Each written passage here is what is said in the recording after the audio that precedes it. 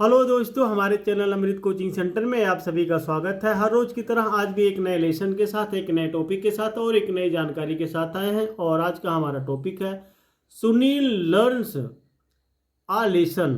Class 4 English lesson 11 है। और इस लेसन में सुनील क्या सीखता है उसके बारे में हम लोग पढ़ेंगे, वो भी सरल हिंदी अनुवाद के साथ, जिसमें आपको समझने में ढेर सारी सुविधाएं मिलेंगी। आप आसानी से पढ़ भी सकते हैं और दूसरे को भी पढ़ा सकते हैं। तो इस प्रकार का कंटेंट हम बनाते रहते हैं। यदि आपको किसी भी लेसन को पढ़ने में कोई असुविधा हो रही है तो कमेंट बॉक्स में उस लेसन का नाम, क्लास का नाम लिखकर भेज सकते हैं और हम आप तक ज़रूर पहुंचाएंगे। इसी प्रकार से पढ़ाएंगे ताकि आपको कोई असुविधा पढ़ने में नहीं हो। चलिए लेसन को शुरू करते हैं। वीडियो को अंत तक जरूर देखिएगा और अपने दोस्तों तक शेयर करना ना भूलें ताकि उनको भी पढ़ना आ जाए। इट वॉज संडे, रविवार का दिन था। Sunil was having breakfast with his father. Sunil अपने पिता के साथ नाश्ता कर रहा था। अब यहाँ पे है इट, मतलब यहाँ पे सब्जेक्ट नहीं है। वाज था, संडे यानी रविवार, तो रविवार का दिन था। सुनील वाज यहाँ पे भी आया, था हो गया। हैविंग ब्रेकफास्ट, हैविंग का मतलब ब्रेकफास्ट मतलब नाश्ता कर रहा। विथ हिज फादर, विथ मतलब के साथ। हिज यहाँ पे सुनील लगा हुआ है और हिज लगा हुआ है, इसका मतलब अपने के लिए उपयोग होता है। ये पजेसिव फॉर्म, पजेसिव है। तो फादर यानी पिता, तो सुनील अपने पिता के साथ नाश्ता कर रहा था। His father gave him a banana, उसके पिता ने उसे एक केला दिया। तो हिज फादर, उसके पिता, गेव दिया, गिव की सेकेंड फॉर्म है गेव, दिया, हिम उसे, और बनाना, बनाना मीन्स होता है केला, तो उसके पिता ने उसे एक केला दिया। He ate it and threw the peel outside the window on the road, तो उसने उसे खा लिया और छिलका खिड़की के बाहर सड़क पर फेंक दिया। एट, ईट की सेकेंड फॉर्म एट होती है, तो एट मतलब खा लिया। थ्रू सेकेंड फॉर्म लगी हुई है, फेंक दिया। पील का मतलब होता है छिलका, किसी भी चीज का होता है छिलका, उसके लिए होता है पील। आउटसाइड का मतलब होता है बाहर। विंडो यानी खिड़की। ऑन द रोड, सड़क पर, तो क्या किया उसने उसने उसे खा लिया और छिलका खिड़की से बाहर, खिड़की के बाहर सड़क पर फेंक दिया। An old man was walking there, एक बूढ़ा वहां टहल रहा था। यन मतलब एक होता है, यहाँ पे वोवल से चालू हुआ है। ओल्ड यानी बूढ़ा, मैन मतलब आदमी, वाज था, वॉकिंग, वॉकिंग का मतलब होता है जैसे टहलने हैं, टहलते हैं, सैर करते हैं। देयर मतलब वहाँ, तो he did not notice the banana peel, उसने केले के छिलके पर ध्यान नहीं दिया। तो यहाँ पे नोट मतलब यहाँ पे नोटिस, नोटिस का मतलब होता है ध्यान देना, किसी चीज पर ध्यान देना। कहाँ, बनाना, बनाना पील मतलब होता है केले के छिलके पर, उसने केले के छिलके पर ध्यान नहीं दिया। ही stepped on it and slipped, वह उस पर चढ़ गया और फिसल गया। स्टेप का मतलब होता है जैसे चढ़ना, उस पर क्या किया, जैसे पाँव धीरे धीरे आगे बढ़ा रहा तो उसी पर कदम पड़ा तो वह क्या किया, स्लिप्ड यानी फिसल गया और गिर गया। सुनील लाफ्ड एट दिस, इस पर सुनील फंस पड़ा क्योंकि वह फेंका था तो उसने देखा बूढ़ा आदमी बेचारा गिर गया तो उस पर सुनील हंसने लगा। तो इस प्रकार की आप लोग कभी गलती ना करें, केले का छिलका हो या कुछ हो सड़क पर नहीं फेंकना चाहिए ताकि सभी लोग सेफ बचे रहें। The old man could not get up because he got injured, चोट लगने के कारण बूढ़ा नहीं उठ सका।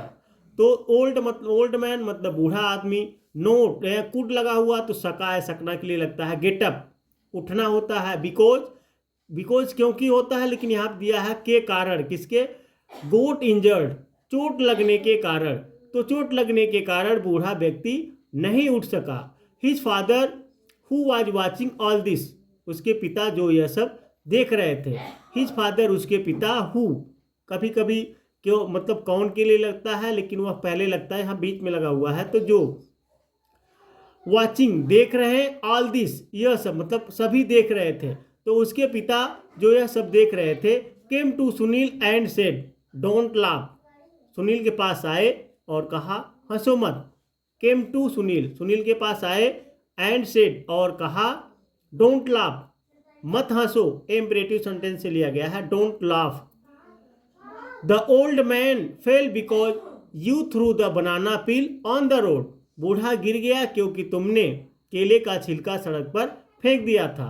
द ओल्ड मैन मतलब बूढ़ा व्यक्ति, फेल गिर गया, बिकॉज क्योंकि, यू थ्रो मतलब तुमने फेंका था, बनाना पील केले का छिलका, ऑन द रोड सड़क पर।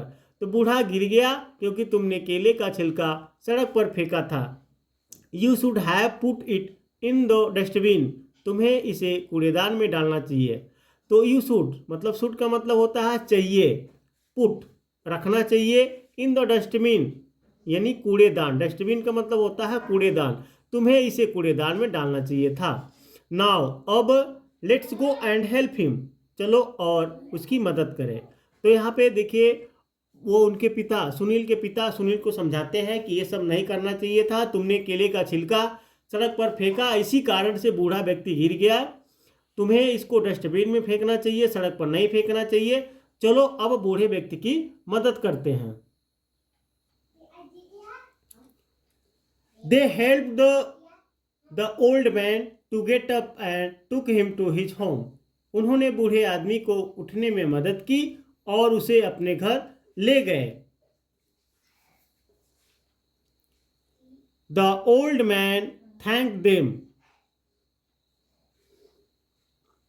बूढ़े ने उन्हें धन्यवाद दिया। Sunil felt ashamed for his wrong behaviour. Sunil को अपने गलत व्यवहार पर शर्म आई। And said sorry to the old man. और उसने बूढ़े से सॉरी कहा। लेटर बाद में Sunil said sorry and promised his father. Sunil ने भी सॉरी कहा और अपने पिता से वादा किया that he would always throw waste in the dustbin, कि वह हमेशा कूड़ेदान में कचरा फेंकेगा। Always put the garbage in dustbin. कूड़ा कचरा हमेशा कूड़ेदान में डाले।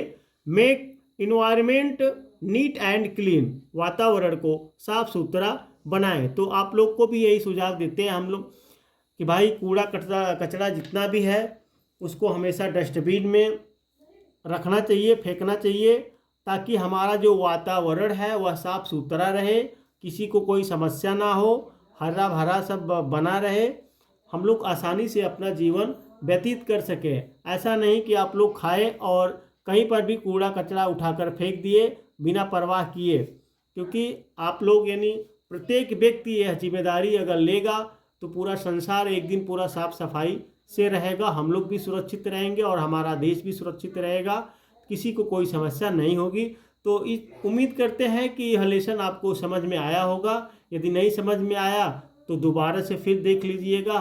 अगर नहीं फिर भी समझ में आता है तो इसको अपने नोटबुक में इसी प्रकार से लिखकर बार बार रिपीट करेंगे, दोहराएंगे, तो भी आप लोगों को बहुत आसान तरीके से आ जाएगा।